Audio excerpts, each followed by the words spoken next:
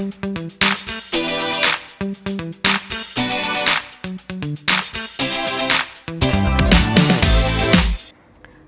Everyone, welcome to my channel.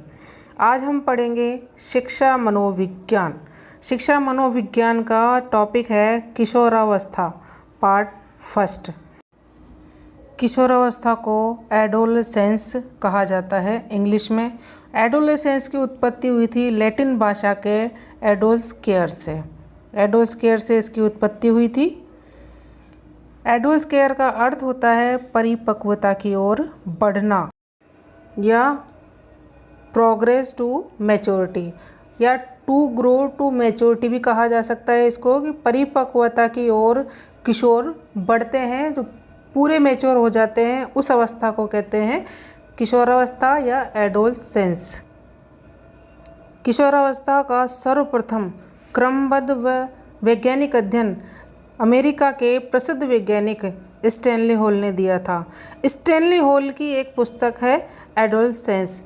1904 में इसको इन्होंने लिखा था और इसी के माध्यम से स्टैनली हॉल ने एक सिद्धांत प्रतिपादित किया था जो काफ़ी फेमस हुआ था। उस सिद्धांत को जो कहा गया था उसका नाम है त्वरित विकास का सिद्धांत। इसके बाद आता है कि जो सबसे पहले सिद्धांत दिया था त्वरित विकास का सिद्धांत, इसका अभिप्राय है कि किशोर अवस्था में जो विकास होता है वो अचानक होता है, अकस्मात होता है। जिस तरह से बच्चे 13 साल की उम्र से पहले बढ़ते नहीं है, लेकिन जैसे ही 13, 14, 15 साल के होते हैं एकदम से उनकी लंबाई में परिवर्तन आता है, एकदम से लंबे हो जाते हैं, तो एक त्वरित विकास होता है। त्वरित विकास का सिद्धांत जो स्टैनली हॉल ने दिया था। दूसरा जो सिद्धांत दिया था वो दिया था क्रमिक विकास का सिद्धांत थॉर्नडाइक व हॉलिंगबर्थ के द्वारा। इन्होंने कहा था कि किशोर अवस्था में किशोर का जो विकास होता है वो अकस्मात और अचानक न हो करके धीरे धीरे होता है, क्रमबद्ध रूप से होता है। जैसे एक स्टेप बाय स्टेप, एक चरण के बाद दूसरा चरण, ऐसे होता है धीरे धीरे।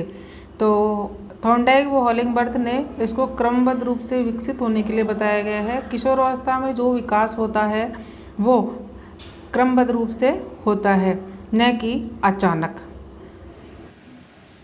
इसके बाद आती है किशोर अवस्था की विशेषताएं, जो मनोविज्ञान में किशोर अवस्था की मानी गई शिक्षा मनोविज्ञान के द्वारा। जो आगे हमारे आती हैं किशोर अवस्था की विशेषताएं। पहली विशेषता है चहुमुखी विकास। किशोर अवस्था में बालक का पूर्ण रूप से विकास हो चुका होता है। शारीरिक, मानसिक, सामाजिक और संवेगात्मक दोनों तरह से विकास हो जाता है किशोर का, इसलिए इसको कहा गया है चहुमुखी विकास हो जाता है किशोर का किशोर अवस्था के दौरान। दूसरी विशेषता है बुद्धि का अधिकतम विकास हो जाता है। बुद्धि का अधिकतम विकास मतलब पूर्ण रूप से बुद्धि का विकास हो चुका होता है किशोर अवस्था में, तो ये भी एक इम्पोर्टेंट विशेषता है, बुद्धि का अधिकतम विकास हो चुका होता है किशोर अवस्था में। तीसरी जो विशेषता आती है वो है पीढ़ियों में अंतर के कारण मतभेद। एक खास विशेषता मानी गई है इसको कि पीढ़ियों में अंतर पाया जाता है। जो मैच्योर होते हैं, जो प्रौढ़ व्यक्ति होते हैं, उनके विचारों में और किशोरों के विचारों में काफ़ी अंतर पाया जाता है। दोनों के विचारों में मतभेद पाया जाता है, कभी भी उनके विचार एक नहीं होते हैं। तो इसको कहा गया है कि दोनों के विचारों में मतभेद पाया गया है। ये एक विशेषता है किशोर अवस्था की। चौथी विशेषता बताई गई है समायोजन का अभाव। समायोजन कब कर पाएंगे? जब दोनों पीढ़ियों में गतिरोध होगा। माँ बाप अपनी जगह सही हैं, युवा अपनी जगह सही होते हैं, लेकिन जब दोनों के विचार मेल नहीं खाते तो समायोजन का अभाव ऑटोमेटिक ही होगा। तो समायोजन का अभाव पाया जाएगा। दोनों अपने विचारों को एडजस्ट नहीं कर पाएंगे, दोनों के विचार मेल नहीं खाएंगे। नेक्स्ट विशेषता आती है मानसिक स्वतंत्रता। हर किशोर की एक मानसिक स्थिति होती है। सब चाहते हैं कि अपने मन से जो कार्य करे उसमें वो हर तरह से स्वतंत्र हो, किसी तरह की रोक टोक नहीं हो, इसलिए हर काम को बिल्कुल फ्री माइंड से करना चाहते हैं।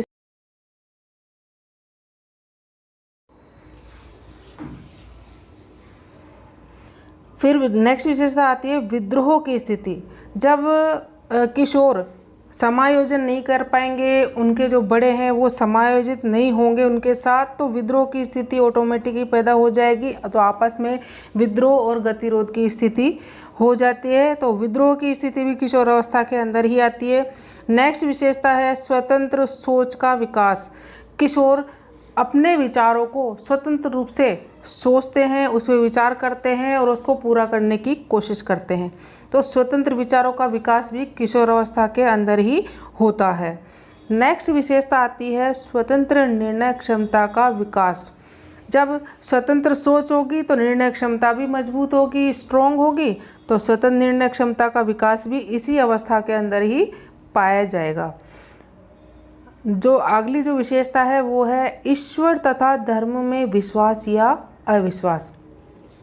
ईश्वर में और धर्म में किशोर अवस्था में विश्वास भी पाया जाता है और कई किशोरों का अविश्वास भी होता है। जैसा वहाँ का माहौल होगा किशोर वैसे ही वो अपना मानसिक स्तर तय कर लेते हैं, अपना व्यवहार तय कर लेते हैं। अगर घर में पूजा पाठ होता है, ईश्वर में मान्यता है, तो किशोर भी अपने आप ही मान्यता ले लेते हैं और उनमें वो विचार अपने आप ही आ जाते हैं।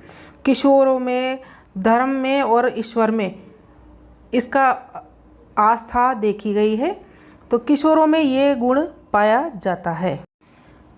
नेक्स्ट जो विशेषता आती है वो है समाज सेवा व देशभक्ति की भावना। किशोरों में समाज सेवा की और देशभक्ति की भावना भी ज़्यादा पाई जाती है कि किसी गरीब को देखा तो उसकी हेल्प करने लग जाएंगे, किसी को पैसों की ज़रूरत है तो उसकी हेल्प करेंगे, या फिर यार दोस्तों में कोई भी काम की ज़रूरत पड़ती है तो वो कहीं भी पीछे नहीं हटते, उनमें दया की भावना आ जाती है, देश के प्रति भक्ति की भावना ज़्यादा आ जाती है। तो ये अवस्था है किशोर अवस्था। नेक्स्ट जो विशेषता है वो है व्यक्तिगत एवं घनिष्ठ मित्रता। व्यक्तिगत इसलिए कि हर चीज़ को, हर काम को वो अपने ऊपर लेकर के करते हैं, मतलब व्यक्तिगत रूप से, मतलब किसी को पराया काम नहीं समझते, उस काम को वो अपना समझते हैं। घनिष्ठ मित्रता का प्रभाव पाया जाता है। जो बेस्ट फ्रेंड की जो सबसे ज़्यादा बनते हैं वो किशोर अवस्था में ही बनते हैं। और हाँ, बेस्ट फ्रेंड होने भी चाहिए, क्योंकि बेस्ट फ्रेंड हर इंसान के सुख और दुख दोनों बांट लेते हैं। जो बात हम अपने परिवार वालों से, घर वालों से नहीं कह पाते, वो हम अपने बेस्ट फ्रेंड से बोल देते हैं, उसको कह करके अपना दिल हल्का कर लेते हैं। इसलिए बेस्ट फ्रेंड होने चाहिए और इस अवस्था में सबसे ज़्यादा बेस्ट फ्रेंड होते हैं, घनिष्ठ मित्र होते हैं। और इस विशेषता का प्रतिपादन किया था वैलेंटाइन ने। वैलेंटाइन ऐसे वैज्ञानिक हैं जिन्होंने इस गुण को प्रतिपादित किया था, व्यक्तिगत एवं घनिष्ठ मित्रता के गुण को, जो किशोर अवस्था में पाया जाता है। नेक्स्ट विशेषता है इच्छाओं का बाहुल्य। इस अवस्था में किशोर की इच्छाएं प्रबल होती है, उनका अधिकता ज़्यादा होती है, बहुत सारी इच्छाएं पाले रखते हैं अपने दिमाग में, मैं ये करूँगा, मैं वो करूँगा, मुझे आगे ये करना है, वो करना है। मतलब अपने फ्यूचर के बारे में, अपने घर के बारे में, अपने आस पड़ोस के बारे में, अपने यार दोस्तों के बारे में वो क्या सोचता है, क्या करना चाहता है, उन इच्छाओं का बाहुल्य इस अवस्था में ज़्यादा देखा गया है। फिर आती है नेक्स्ट विशेषता दिवा स्वप्न की अवस्था या कल्पना लोक की अवस्था, या उसको कह दो कि सपनों की दुनिया में रहना, कल्पना करना कि मेरे पास बंगला है, गाड़ी है, मैं अच्छी सी 4 व्हीलर लेके घूम रहा हूँ, अच्छा मकान है, ज़्यादा पैसे हैं, एक सुंदर सी लड़की है, उससे शादी हो गई है, अच्छी सेटल लाइफ जी रहा हूँ। तो ये है हमारे द्विवा स्वप्न की अवस्था या द्विवा स्वप्न की प्रवृत्ति, जो किशोर अवस्था में अधिकतर देखी गई है। फिर आती है वीर पूजा की प्रवृत्ति। वीर पूजा का मतलब है कि जैसे नायक, कोई भी नायक है, हम उसके पद चिन्हों पे चलें, या फिर किसी एक्टर के, या कोई भी मान लो अभिनेता, नेता, महात्मा गांधी के पद चिन्हों पे चलने वाले, विवेकानंद के पद चिन्हों पे चलने वाले, उनकी शिक्षाओं को मानने वाले, तो इसको कहा जाता है वीर पूजा की प्रवृत्ति। ये वाली प्रवृत्ति भी अधिकतम किशोर अवस्था में ही पाई जाती है। नेक्स्ट जो विशेषता आती है वो है आत्मसम्मान को महत्व। किशोर अपने आत्मसम्मान को बहुत महत्व देते हैं और अपने आत्मसम्मान के लिए वो कुछ भी करने को तैयार हो जाते हैं, बहुत ज़्यादा अग्रेसिव हो जाते हैं। इसलिए अपने आत्मसम्मान को कभी ठेस पहुंचने नहीं देते हैं। इसके बाद जो नेक्स्ट विशेषता आती है वो है नेतृत्व का विकास। किशोरावस्था में नेतृत्व का विकास ज़्यादा होता है, नेतृत्व के गुण ज़्यादा पाए जाते हैं। जैसे कॉलेज में जाते हैं तो वहाँ पे कॉलेज के चुनाव में भाग लेते हैं, स्कूल में है, 12th में है, 11th में है, तो वहाँ पे भी अपने मॉनिटरिंग करने की कोशिश करते हैं। ऐसे कामों में वो आगे रहते हैं, उसको कहते हैं नेतृत्व का विकास। नेक्स्ट विशेषता है आत्मचेतना की भावना। इनमें आत्मचेतना की भावना अधिक पाई जाती है। इनका आत्मज्ञान बढ़ा रहता है। आत्मचेतना के साथ साथ दूसरों को भी उपदेश दे ही देते हैं। तो किशोरावस्था में आत्मचेतना की भावना का विकास अधिक होता है। नेक्स्ट विशेषता है स्व पहचान। उनको स्वयं को पहचान होने लग जाती है। सामने वाले की जो उनसे कोई बात करता है, उनके साथ जो रहता है, वो खुद पहचान करना सीख जाते हैं। तो स्व पहचान की क्षमता आ जाती है किशोरावस्था में। नेक्स्ट विशेषता है आत्मनिर्भर बनने की इच्छा। किशोर चाहते हैं कि भाई आगे जा कर के मैं अच्छी जॉब लूँ, इसके लिए मैं तैयारी करूँ, मेहनत करते हैं, ट्राई करते हैं, कहीं न कहीं कंसल्ट करते रहते हैं यार दोस्तों में या फिर अपने टीचर से कंसल्ट करते रहते हैं। वो जैसे ज्ञान देते हैं उसको ज़्यादा फॉलो करते हैं। तो आत्मनिर्भर बनने की इच्छा भी प्रबल होती है। वैसे तो कहते हैं कि बच्चे का माहौल डिपेंड करता है कि वहाँ का माहौल कैसा है, उसके चारों तरफ रहने वाले लोग कैसे हैं। अगर वो शुरू से ही उसको प्रेरणा देते होंगे, उसके घर वाले, उसके परिवारजन अगर उसको सपोर्ट करते होंगे, फ्यूचर का ज़्यादा ध्यान रखते होंगे, अच्छी फील्ड चुनने में किशोर की मदद करते होंगे, तो व्यवसाय चुनाव की चिंता कम होगी और वो आगे से आगे बढ़ते रहेंगे। लेकिन किशोरों को ये चिंता होने लग जाती है। नेक्स्ट विशेषता है अमूर्त चिंतन की योग्यता। अमूर्त चिंतन की योग्यता ये होती है कि वो ऐसी चीज़ें सोचने लग जाते हैं जिनका कोई मतलब नहीं है, जो सामने है भी नहीं, लेकिन उसके बारे में भी चिंतन करना शुरू कर देते हैं।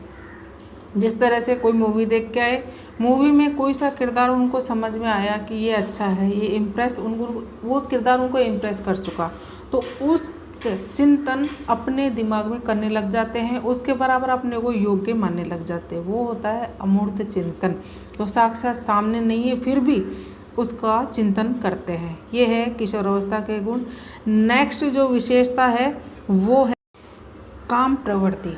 काम प्रवृत्ति मतलब किशोरों का ध्यान काम प्रवृत्ति की तरफ ज़्यादा होता है, विषम लिंगी की तरफ आकर्षित ज़्यादा होते हैं। तो ये प्रवृत्ति अधिक मात्रा में देखी जाती है किशोरों में और किशोरियों में। ये किशोरों की बात नहीं है, किशोरियों की लड़के लड़की समान है, इन दोनों में ये गुण आने लग जाते हैं, इन पर ज़्यादा ध्यान जानता है। तो ये प्रवृत्ति ज़्यादा कब पनपती है? किशोरावस्था में।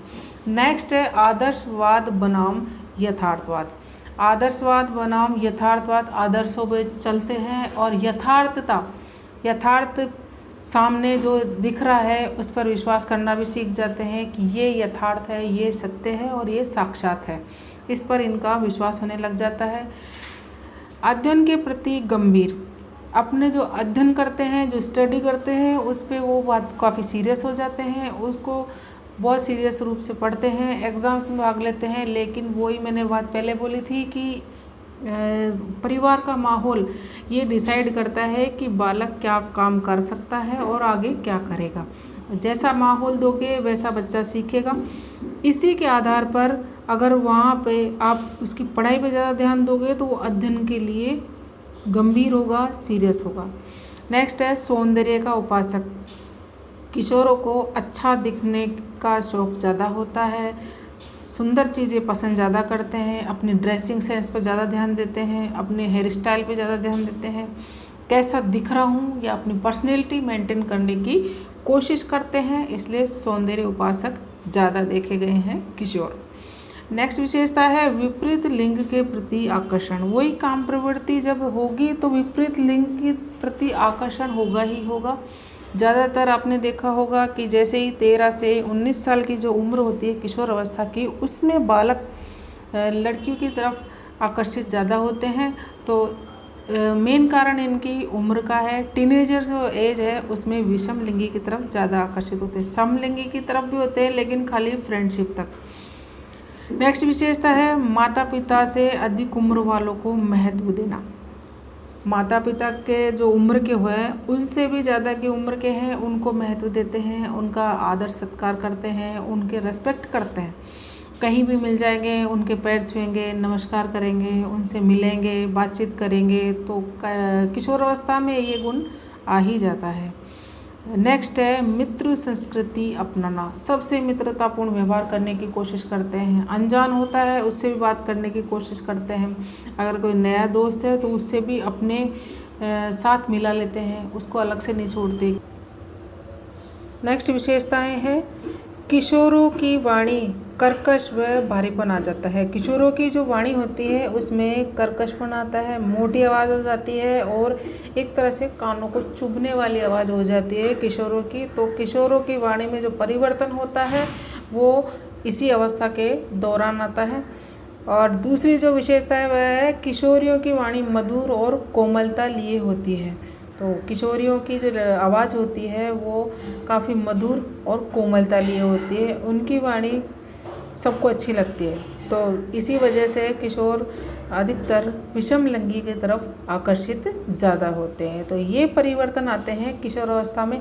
और किशोरावस्था में देखा जाए तो जैसे दाढ़ी आना, मूंछ आना और हेयर स्टाइल अलग अलग रखना, ये बहुत सारे गुण हैं किशोरों के जो शारीरिक रूप से देखे गए हैं। और किशोरियों के बाल लंबे होना, सुंदर दिखना, उनकी ड्रेसिंग सेंस अलग से रखना, मतलब बहुत सारी चीज़ें हैं जो किशोर किशोरियों में परिवर्तन लेके आती है। इसीलिए इसको तनाव, संघर्ष और तूफान की अवस्था कहा गया है। ये है हमारे किशोर अवस्था के गुण जो पूरे हो गए हैं। ये विशेषताएं किशोरावस्था के दौरान जो जो विशेषताएं हैं वो बता दी गई हैं। हमारी जो रीट की एग्ज़ाम होगी या लेवल फर्स्ट लेवल सेकंड दोनों में तो उपयोगी है ही सही, लेकिन आगे सेकंड ग्रेड में और फर्स्ट ग्रेड में भी किशोरावस्था का टॉपिक है, उसमें भी ये काम आएंगे। तो विशेषताओं में 4 विशेषताएं पूछ लेते हैं तो चारों में से ये भी आ जाता है कि सभी सही है, और या 4 में से 3 सही दे देते हैं, 1 गलत देते हैं। तो वो भी उसमें ध्यान रखना पड़ता है कि कौन सी विशेषता किशोरावस्था की है और कौन सी नहीं है। तो इस तरह के क्वेश्चन आते हैं हमारी रीट की एग्ज़ाम्स में, टीचर्स की जो एग्ज़ाम होगी उसमें। आगे हम पढ़ेंगे किशोरावस्था के उपनामों के बारे में कि किशोरावस्था को और किन किन नामों से जाना जाता है, कौन कौन से वैज्ञानिकों ने इसको क्या क्या कहा गया है, क्या मत रखे हैं अपने, क्या विशेषताएं दी हैं उन्होंने और क्या कथन दिए हैं किशोरावस्था के। कथन मतलब एक तरह से डेफिनेशन ही है, डेफिनेशन भी आती है हमारे किशोरावस्था की पेपर में। आज हमने पढ़ी किशोरावस्था, आपको कितनी समझ में आई उसके लिए मुझे कमेंट्स करके बताओ। मेरा वीडियो कैसा लगा उसके लिए कमेंट करो, और वीडियो अच्छी लगी तो इसको लाइक करो, शेयर करो और अपने दोस्तों तक पहुंचाओ। Thank you watching my video. Thank you.